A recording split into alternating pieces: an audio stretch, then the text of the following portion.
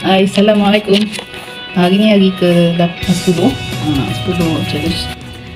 So lagi satu dia kata ni ilmu tentang hukum syariat. Kalau kita hukum syariat, kalau kita hukum, kataan hukum dengan kita yang kita tak tergambarkan dalam kepala kita, hukum tu selalunya kalau hukuman, kalau kat sekolah hukum disiplin ke kan, hukum. Kalau kat rumah mak hukum apa kan, tak boleh keluar ke hukum. Itu kalau cakap hukum je kita rasa macam hukuman denda lah, macam penjara ke, kena hukum ke, dia macam jauh kan perkataan hukum tu. Tapi kalau kita gali-gali sikit kat sini, hukum tu kalau kat sekolah tu ada tak hukum di sekolah?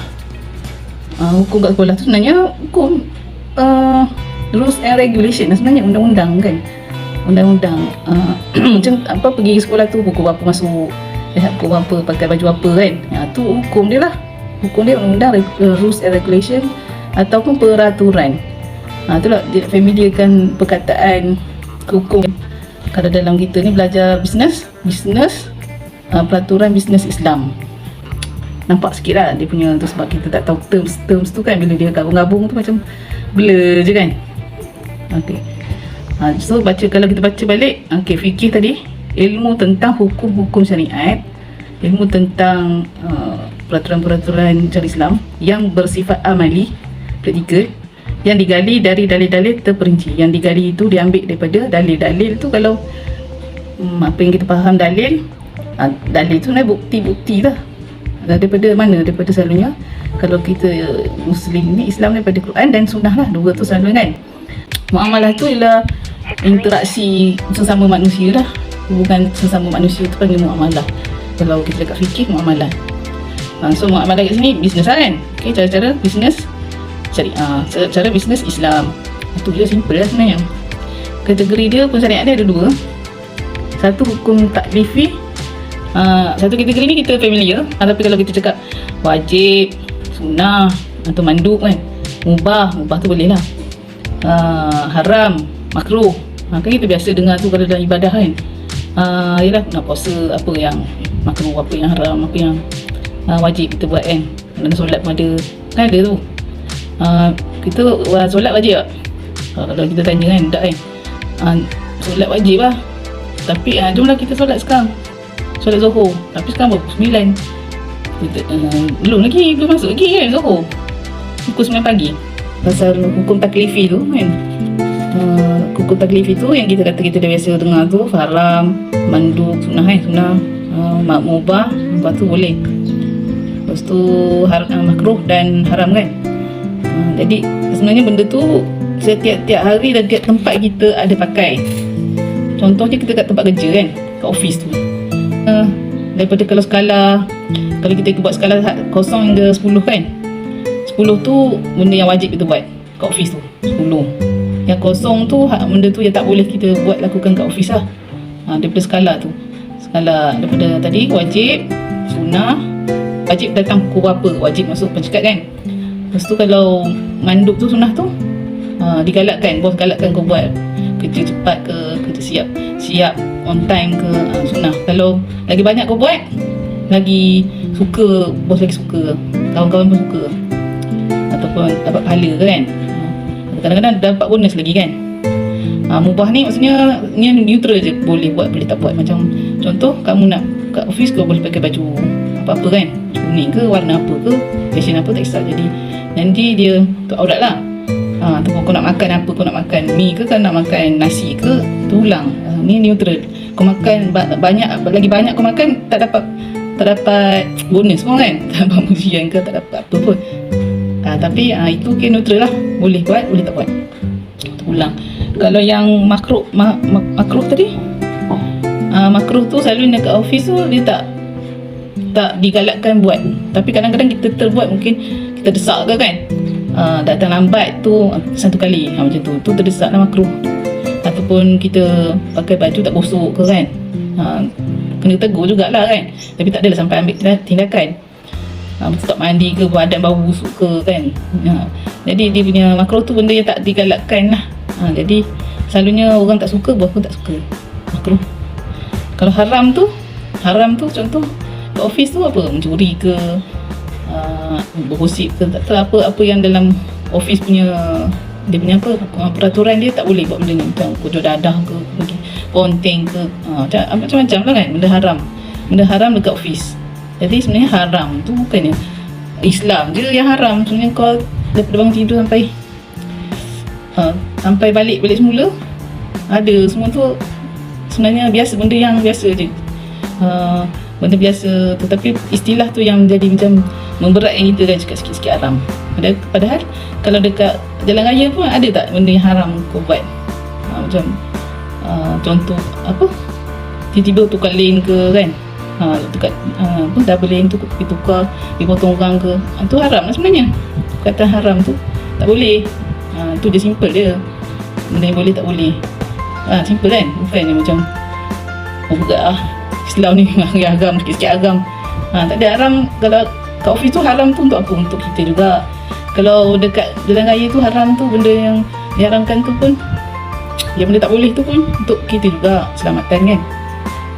Sebab kat rumah sama juga, kat rumah tu apa peraturan kat rumah kita sendiri, ada yang apa yang diharamkan. Contoh kan, haramkan rumah tu tak boleh apa, main game sampai pukul lewat sangat, kena tidur awal ke kan, apa tak, itu sebenarnya ada peraturan tu, sebenarnya peraturan je kan, peraturan je. Jadi kita familiarkan perkataan-perkataan yang Islamik ni lah, macam kita nak relevan kan dengan hidup kita kan. Itu dia, itu yang kita tak belajar tu. Hukum wadi tu, hukum wadi pun ada 5 lagi. Hukum wadi tu tadi tu ada 5 tu, sebab, syarat, mani', azimah rukhsah dengan sah batal fasad. Cepat sangat kisah satu lah. Okey, macam satu tu tadi kan, sebab masuknya kita dah wajib untuk solat. Sebab wajib solat tu masuk waktu dia dah masuk, tergelincir matahari tu kan, waktu zuhur kan. Jadi sebab dah masuk waktu. Kalau puasa pula, puasa wajib lah cakap. Kita puasa wajib. Macam mana kita puasa esok Ramadan? Tapi sekarang ni bulan Jamadil akhir, Jamadil awal kan. Belum lah nak puasa ni, puasa Ramadan cakap.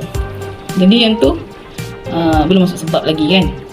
So yang tu kena tahu yang hukum wadi ni penting juga sebenarnya. Kalau saya selalu dengar, kalau ni satu ustaz yang suka cakap pasal hukum wadi ni, Ustaz Azhar Idrus. Kalau kita tanya soalan, dia akan kalau perasan dia akan beritahu pasal hukum wadi ni, bila jadi benda tu haram, bila jadi tu makruh kan. Lepas tu syarat dia pun ada juga syarat lah dalam tu, sebab dah masuk.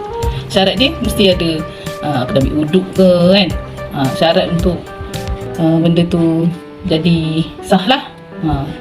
Syarat tu macam kalau orang meninggal, warisan, macam warisan tu faraid. Bila nak bahagi faraid, kena sebab dia orang yang punya harta tu meninggal dulu kan, baru jadi jatuh pada faraid.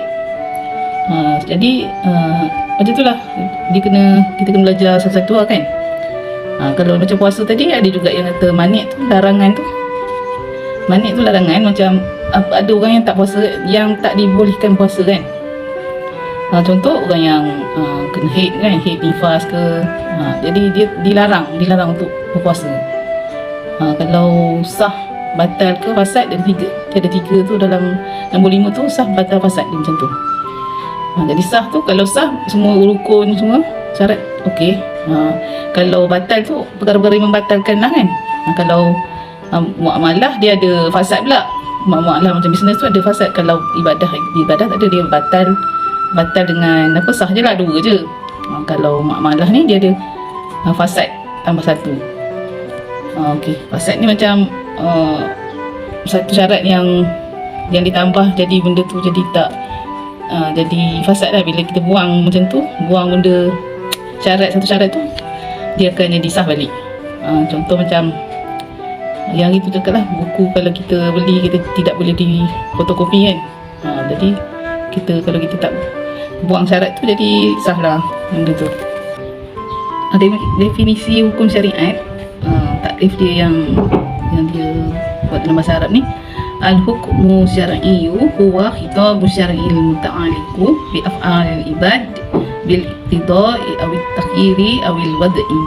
Hukum syariat adalah seruan dari asyari Allah sebagai pembuat hukum yang terkait dengan perbuatan-perbuatan hamba, baik berupa tuntutan, pemberian, pilihan atau penetapan sesuatu sebagai pengatur hukum.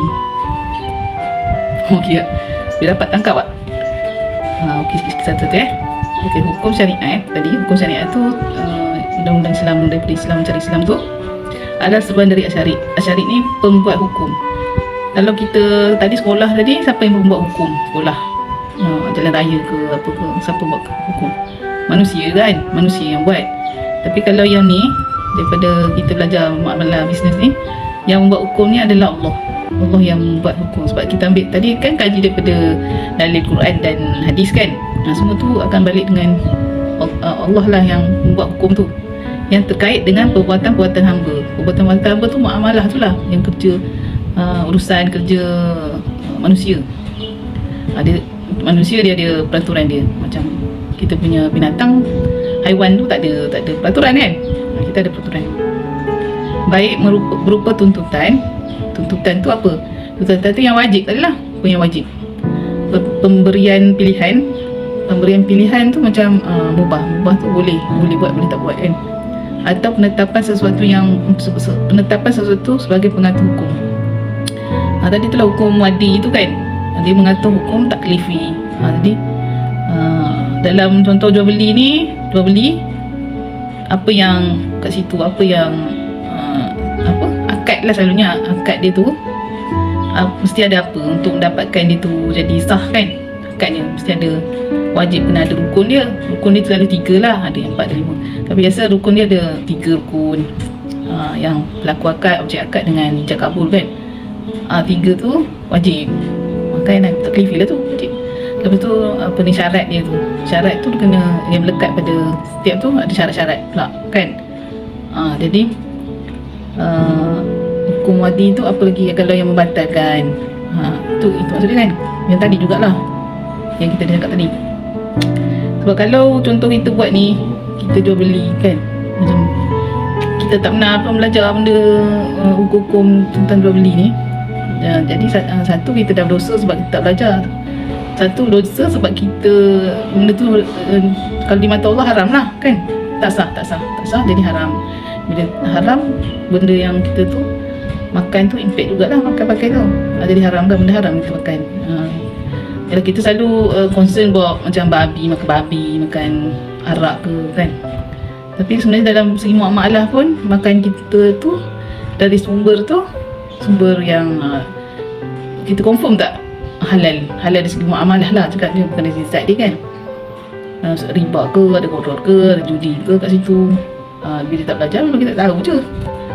Lepas tu, so bila impact tu, ada impact lah. Kalau impact kepada kita kan, dia kata kalau kita nak hidup berkah kan, macam ni hidup kita kalau nak berkah. Kalau kita buat benda yang Allah cakap kita buat B kan, macam mana hidup kita tak tahu apa. Tengok keadaan zaman sekarang kan, macam mana kan, manusia zaman sekarang macam mana kan.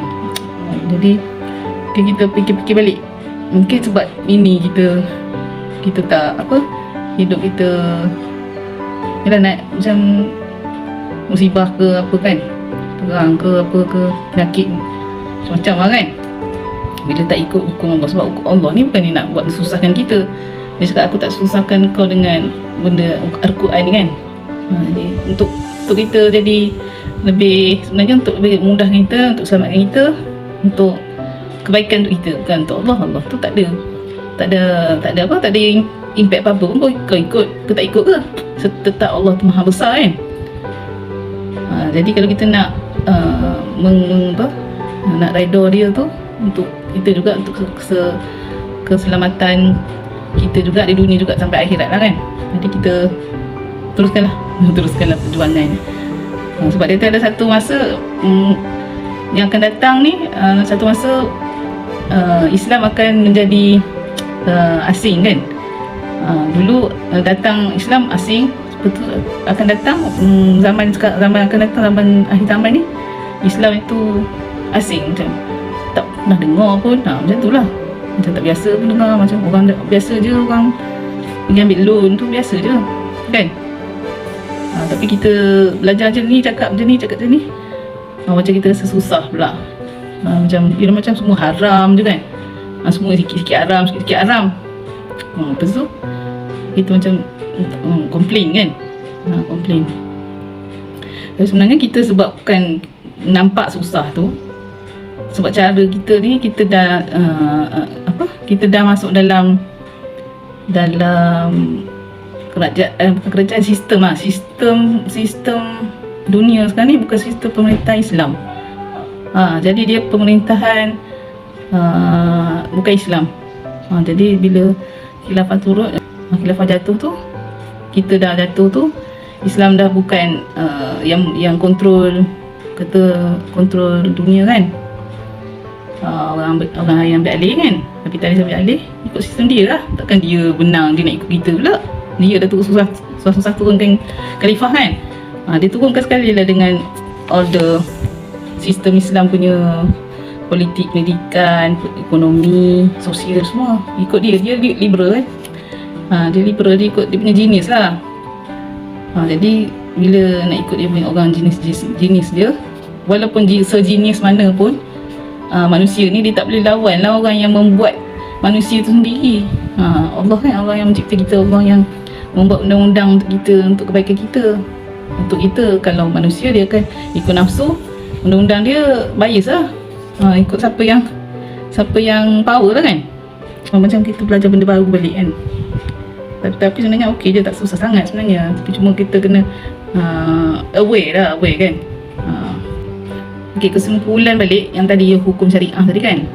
Hukum syariat ada 3 dimensi dah sebenarnya.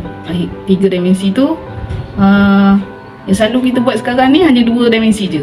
2 dimensi tu maksudnya macam ni. Nombor 1, dimensi 1 tu ialah kita berinteraksi dengan Allah. Interaksi kita dengan Allah tu, contoh kita ibadah dan akidah lah. Ibadah akidah tu itu dia masuk kategori dimensi 1. Yang kedua pula dimensi 2. Dimensi 2 tu interaksi dengan diri sendiri. Dengan diri sendiri tu contoh dia makanan kita, pakaian, makanan, minuman, pakaian dengan akhlak. Akhlak tu kalau akhlak, contoh akhlak dengan tetamu ke, akhlak dengan siapa kan, itu sebenarnya dengan diri sendiri lah. Macam mana kita nak layan tetamu tu. Nak layan tetamu tu atas diri sendiri. Kalau kata dia macam mana pun, kita punya tetamu tu perangai dia macam mana pun, kita sendiri yang kontrol sama ada kita nak layan dia dengan elok ke, atau ajar ke, ataupun macam mana. Itu sebenarnya dia masuk interaksi diri sendiri yang kontrol lah. Okey, yang ketiga ni yang tak diajarkan, dah dihapuskan dalam sistem Islam lah kan, iaitu interaksi sesama manusia. Itu yang bisnes tadi tu, termasuklah ekonomi Islam, politik Islam, sosial, perempuan dengan lelaki, macam mana uruskan undang-undang Islam, pendidikan Islam, politik luar negara Islam. Yang ni at least yang apa, yang paling besar lah kan. Banyak lagi lah sebenarnya, tapi ni yang paling besar tu. Jadi yang ni tak ada dekat masjid pun, memang kita tak pernah diajar macam ni. Balik-balik kita cerita pasal akidah kan, fiqah, akhlak kan, makan minum haram, tak ada. Politik Islam, ekonomi Islam, semua tak ada. Tu yang cakap tadi, bila dah berubah tu kan pemerintahan, kalau hukum apa, undang-undang ni ada dah sebenarnya undang-undang dia tu.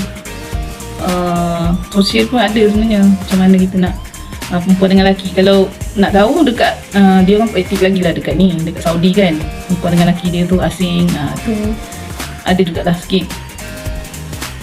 Banyakkan yang lain tu tak ada dah lah, macam dakwah, jihad semua tak ada kan.